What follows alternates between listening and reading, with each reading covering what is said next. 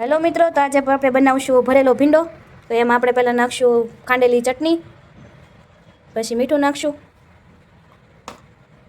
પછી ધાણા જીરું નાખશું, પછી હળદર નાખશું, હિંગ નાખશું અને ગરમ મસાલો નાખશું. 2 ટીપા લીંબુનો રસ નાખશું, બારીક એવો થોડોક ચણાનો લોટ નાખશું,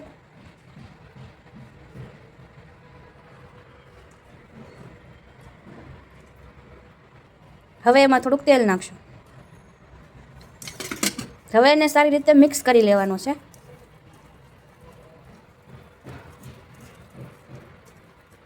હવે એને એક એક કરીને ભરી લેવાની છે સિંગને.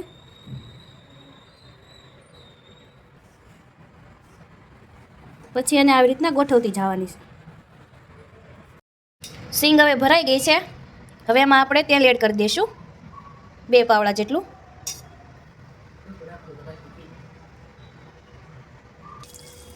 હવે એને સારી રીતે તેલમાં તળાવવા દેવાની છે. ગેસની ફ્લેમ આપણે થોડીક ધીમી રાખવાની છે. એક બાજુ ભાખરી વણાય છે, મસ્ત ખુલ્લી હવા છે, જુઓ ભાખરી શેકાય છે.